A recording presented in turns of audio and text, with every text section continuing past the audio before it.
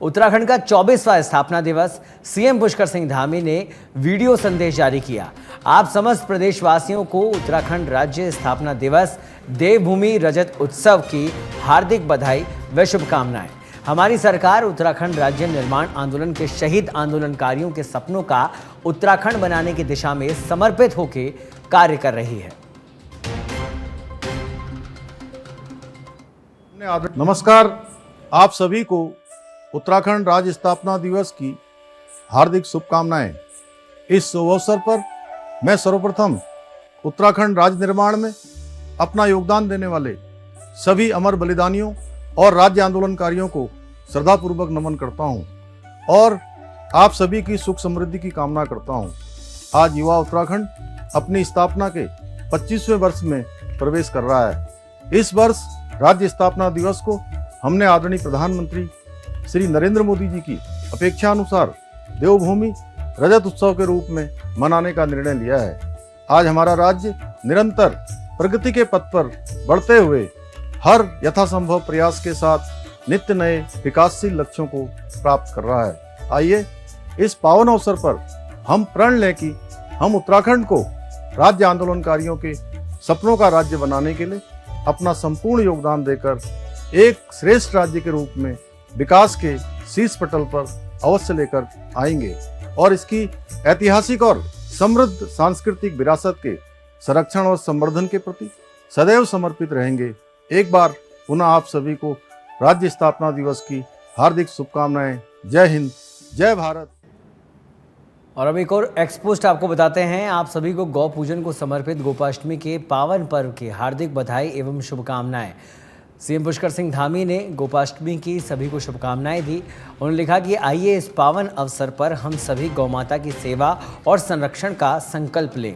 गोपाष्टमी का ये पावन पर्व आप सभी के जीवन में सुख समृद्धि लेकर आए, ऐसी कामना करता हूँ।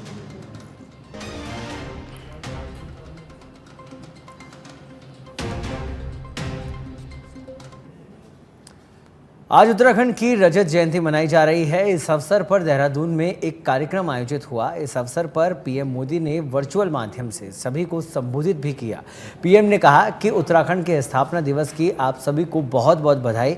हमें अब उज्जवल उत्तराखंड के भविष्य के लिए अगले 25 वर्ष की यात्रा शुरू करनी है। इसमें एक सुखद संयोग भी है कि यह यात्रा ऐसे समय में होगी जब देश की 25 वर्ष के अमृतकाल में हम इस वक्त चल रहे हैं।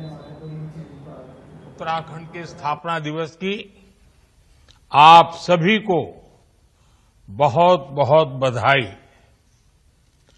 आज से ही उत्तराखंड के रजत जयंती वर्ष का शुभारंभ हो रहा है, यानी हमारा उत्तराखंड अपने 25वें वर्ष में प्रवेश कर रहा है।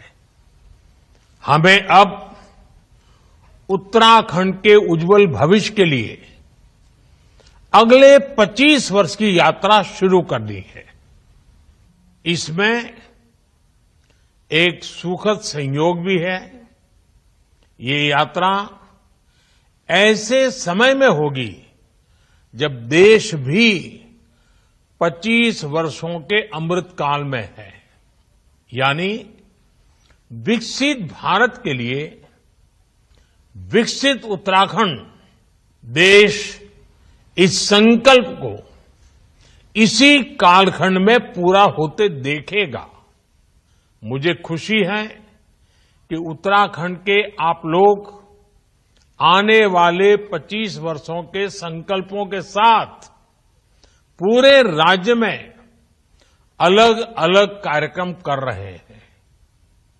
इन कार्यक्रमों के जरिए उत्तराखंड के गौरव का प्रसार भी होगा और विकसित उत्तराखंड के लक्ष्य की भी हर प्रदेशवासी तक बात पहुंचेगी।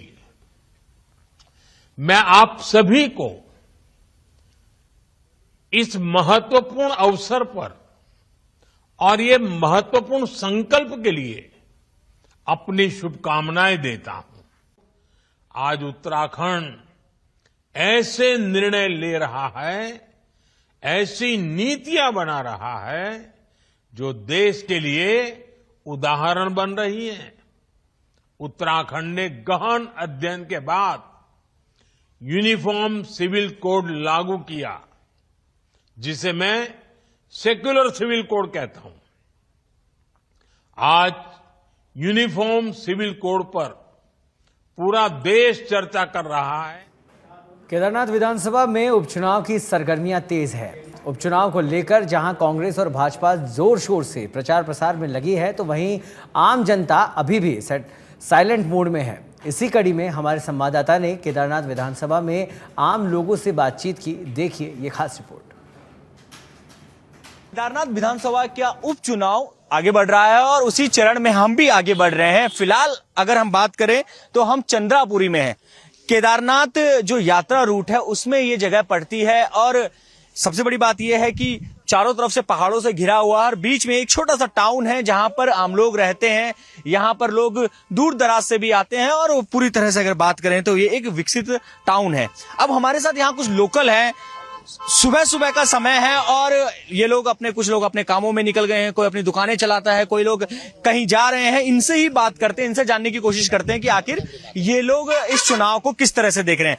भाई साहब, चुनाव है आपके यहाँ पर, इस चुनाव को आप, क्योंकि उपचुनाव है, इसको आप किस तरह से पूरा जो है चुनाव को आप लोग देख रहे हैं? भैया, उपचुनाव का क्या होना है, अब मेन बात है तो चुनाव जो जीतेगा जो भी है, जो भी कैंडिडेट होगा, सबसे पहले तो हमारा विकास के मुद्दों पर बात होनी चाहिए। अब जैसे हमारे ग्रामीण रोड हैं, ब्रांच रोड हैं और ये मेन रोड का हाईवे का जो है वो है तो हमारे ब्रांच रोडों में जैसे देखो आप, सन 2013 में आपदा थी, हमारे ग्राम कोकोला वाली रोड जो है आज से जो है 20 साल पहले कट चुकी है। 2013 में जो है आपदा आई, उसमें जो है वर्ल्ड बैंक का पैसा है 5 किलोमीटर तक पेंटिंग करने के लिए। 2 साल में पेंटिंग उकड़ गया। 2013 से आज 2024 हो चुका है। अभी तक उस पर रोड पर हमारे बड़े बड़े प्रतिनिधि लोग जाते हैं, विधायक लोग जाते हैं, प्रचार में जाते हैं, वोट मांगने तो बहुत जाते हैं। आप 13 बोल रहे हैं, 13 से लेकर आज जो है 24 हैं, 11 साल हो गए। 11 साल में आपने लगभग, मुझे लग रहा है 3 विधायक आपने देख लिए। तो इन तीनों, 3 में से 2 तो शायद अब फिर से 3 में से 2 तो फिर चुनाव लड़ रहे हैं। निर्दलीय कैंडिडेट में वो भी घूम के आते हैं, जाते हैं। इतना बड़ा क्षेत्र है हमारे, पूछे यहाँ कम से कम 10-20 हजार की आबादी है, सब लोग जाते हैं। हमारे क्षेत्रीय प्रतिनिधि भी ये लोग देख रहे हैं, सभी लोग जाते हैं, सबके पास। मनोज रावत भी विधायक रह चुका है, शैला रानी रावत भी विधायक रह चुकी है, फिर चुनाव लड़ रहे हैं। आशा रानी भी विधायक रह चुके हैं, लेकिन कोई लोग जो है इन ब्रांच, एक हमारी यही रोड है, हमारी इधर की रोड देख लो, इधर पार की रोड, ये जो कुंडली कुंड वाली रोड देख लो, ये इधर वाले गुगली कोलकोट वाली रोड, पिलू जोंगी वाले रोड देखिए, कंडारा वाली रोड, सारी रोड का सत्यानाश हो रहा। लेकिन कोई भी प्रतिनिधि ऐसे इस वोट मांगने तो आ जाते हैं, लेकिन कोई जो है जन सेवा के लिए जो विकास के मुद्दे हैं उसको कोई ध्यान नहीं देता है। आपको क्या लगता है भाई साहब, जिस तरह से ये कह रहे हैं सड़क, तो आप तो यहाँ पे शायद व्यापार संघ से जुड़े हुए हैं, तो आप, क्योंकि यात्रा मार्ग है, तो क्या आपको भी दिक्कत होती है? क्योंकि यात्रा मार्ग में तो काफी यात्री रहते हैं, 6 महीने तो पूरा ये गुलजार रहता है ये एरिया। बहुत सारी दिक्कतें होती, यात्रा सीजन में बहुत सारी दिक्कतें, जाम से लेके कई चीजें। और सबसे बड़ी बात है कि चलो जाम वाम तो गाड़ियां वाड़ी रहती है, जाम तो लगेगा, वो दिक्कतें नहीं है, पर मैनेजमेंट जो शासन पर मैनेजमेंट कुछ भी नहीं है। यात्रा सीजन देखिए, लोग रोजगार के लिए जाते हैं केदारनाथ। अब देखिए आप रुद्रप्रयाग डिस्ट्रिक्ट या चमोली डिस्ट्रिक्ट चले जाए, आप जो भी डिस्ट्रिक्ट अपने, तो ये सिर्फ यात्रा सीजन पे डिपेंड करता है। मेरे ख्याल से करता है 99% यात्रा सीजन पे डिपेंड रहता है। आप देखिए केदारनाथ में लोगों के छोटे साल तो काफी यात्री आए हैं, बताया जा रहा है कि यात्री आए सर, यात्री बहुत आए। अब यात्री रिस्के से या तो उनका रजिस्ट्रेशन ना वहां से वापस होगा, कोई बात नहीं। अब यात्री कोई कुंड से वापस हो रहा, कोई रुद्रप्रयाग से वापस हो रहा। जब रजिस्ट्रेशन नीचे से हो रही तो ये गाड़ियां भर कैसी रही है फिर? तो इसमें कोई झोलमोल तो है ना, चाहे वो प्राइवेट नीचे जो दलाल बैठे उनके जहाँ से गाड़ियां भरती है, चाहे गवर्नमेंट का है, झोलमोल तो है ही भाई। जब गवर्नमेंट रजिस्ट्रेशन करवा रही है तो बगैर रजिस्ट्रेशन यात्री यहाँ तक कैसे पहुंच गया? वो गाड़ी नीचे से कैसे भर गई?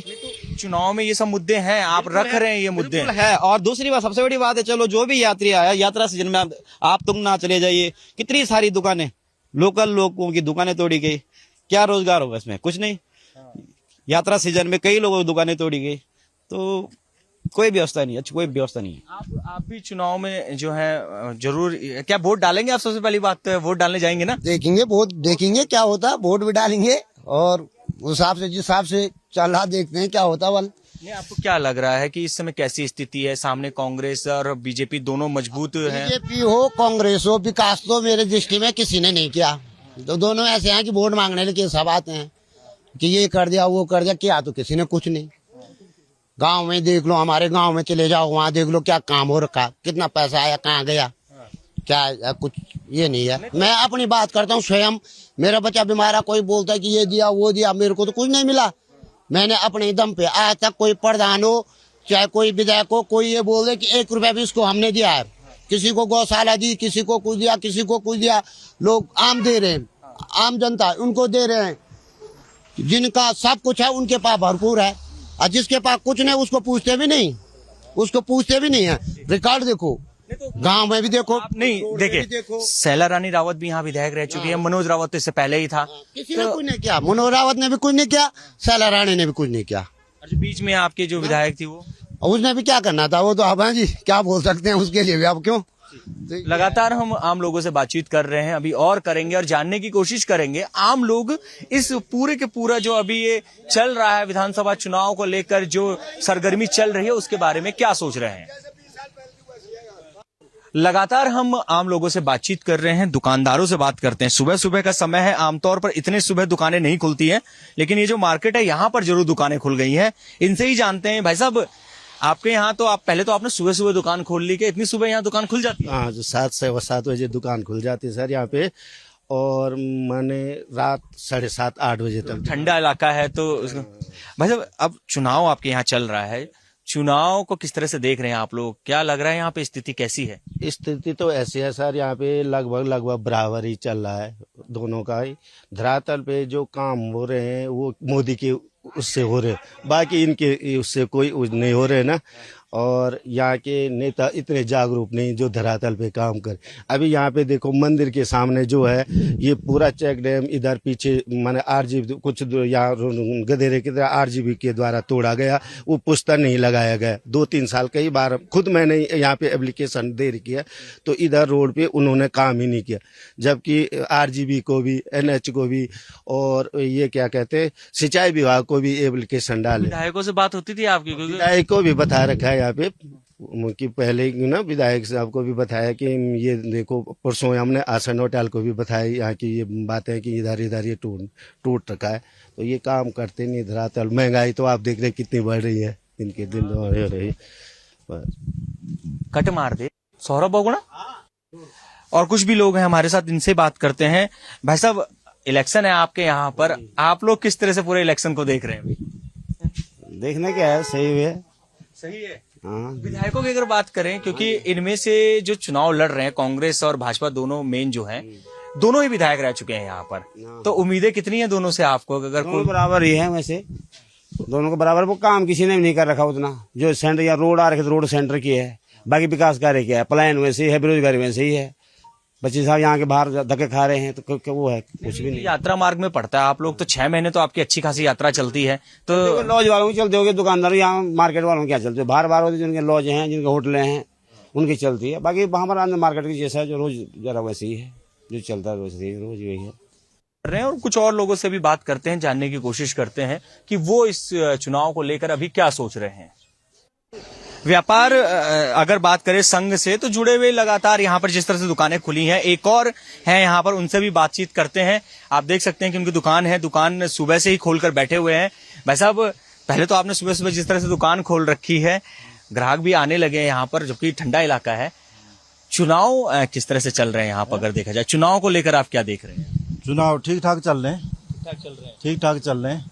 स्थिति कैसी है? हमें क्या है, तो ये लोग तो अपने वो करते हैं, वोट मांगने आ जाते हैं, और जो काम पेंटिंग पड़ रहा है उसकी कोई देख रेख नहीं है।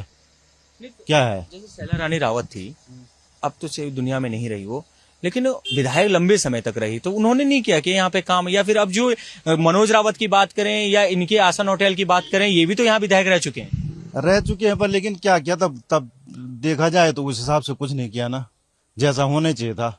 अभी जैसे सड़कें जो है अधूरी पड़ रखी हैं, वो है नहीं है, कहीं के बरसात में मल मार रखा, उसका कोई वो नहीं हो रहा है, कुछ नहीं वैसा। खाली ये है बस कि चलो, तो ये सारे मुद्दों को लेकर आप वोट डालने जाएंगे? तब वोट तो डालनी है, तब कुछ भी क्या करना था।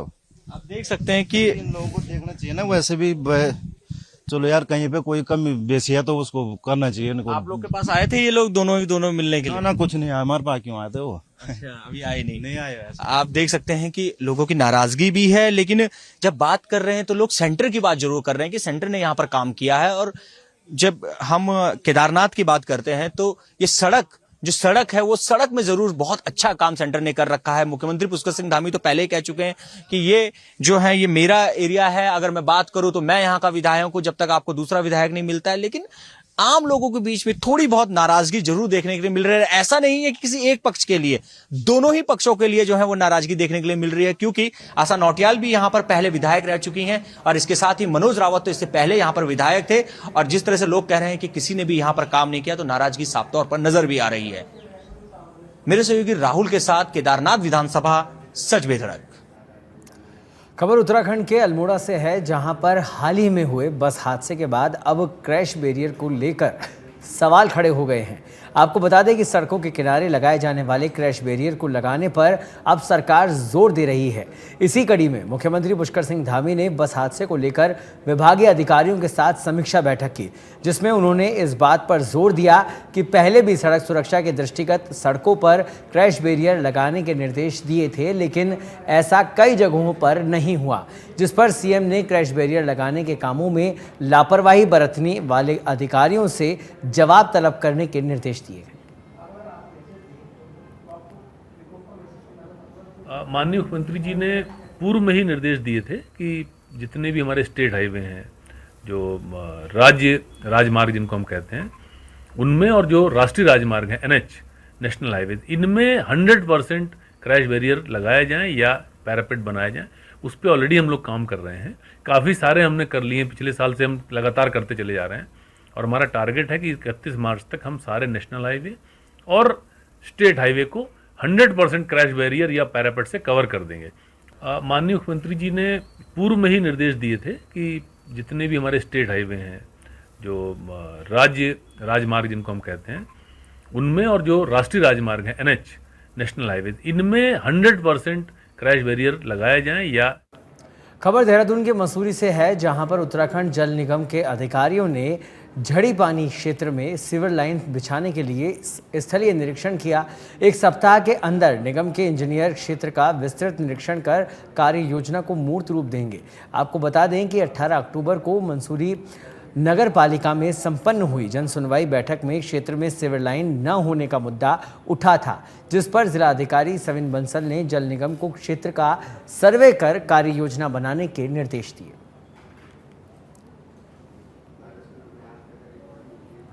जी, आज झड़ी पानी क्षेत्र में संपूर्ण झड़ी पानी क्षेत्र में जल निगम से जो जेई आई थी शिवानी नोटाल जी, उन्होंने स्थलीय निरीक्षण किया और वो झड़ी पानी के जो टमटा मोहल्ला है, झड़ी पानी टोल है, कमल कॉटेज है, तमाम जो क्षेत्र हैं, जो मोहल्ले हैं, उन सभी का स्थलीय निरीक्षण किया और एसटीपी कहाँ पर बन सकती है, चैम्बर कहाँ पर बन सकते हैं, इसका मोटा मोटा निरीक्षण किया और पूरे क्षेत्र में घूमे हैं और उन्होंने अपने हिसाब से रिपोर्ट बनाई है और जाके विभाग को।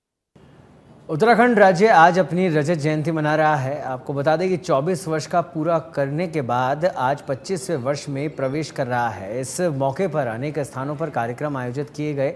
वहीं मुख्यमंत्री पुष्कर सिंह धामी ने शहीद स्थल पहुंचकर सभी राज्य आंदोलनकारी शहीदों को नमन कर श्रद्धांजलि अर्पित की। मुख्यमंत्री ने इस दौरान प्रदेशवासियों को बधाई देते हुए कहा कि इन 24 सालों के सफर में उत्तराखंड ने विकास के नए आयाम स्थापित किए हैं। राज्य स्थापना के 24 साल पूरे हो रहे हैं, हम 25वें साल में प्रवेश कर रहे हैं। मैं आज इस राज्य स्थापना दिवस के अवसर पर अपने सभी राज्य के बलिदानियों को, हमारे अमर बलिदानी जिन्होंने राज्य के लिए अपने प्राणों का बलिदान किया, देश की सीमाओं पर हमारे राज्य से अपना सर्वोच्च बलिदान देने वाले सभी उन आत्माओं को भी मैं नमन करता हूं। और इस अवसर पर हमारे प्रधानमंत्री जी ने जो बाबा केदार की भूमि से कहा था कि 21वीं सदी का तीसरा दशक उत्तराखंड का दशक होगा, तो 25वें साल में हम सब उत्तराखंड वासी ये संकल्प लेते हैं। केदारनाथ विधानसभा में उपचुनाव को लेकर भाजपा के रुद्रप्रयाग विधानसभा से विधायक भरत चौधरी लगातार प्रचार प्रसार में लगे हुए हैं और अपनी कैंडिडेट के लिए वोट मांग रहे हैं। वहीं भरत चौधरी ने चुनाव में बीजेपी की तैयारियों को लेकर कहा कि प्रदेश में विकास को लेकर भाजपा सरकार ने बहुत कुछ किया है। देखिए, स्थिति बहुत ही अच्छी है। मैं तो ये कहूँगा कि महज औपचारिकताएं बाकी हैं। भारतीय जनता पार्टी एक तरफा यहाँ पर जीत हासिल करने जा रही है। अभी तक इस विधानसभा चुनाव में जितने चुनाव हुए हैं उन सभी चुनावों में सबसे बड़ी जीत जो है भारतीय जनता पार्टी की इस उपचुनाव में होने वाली है और कम से कम 10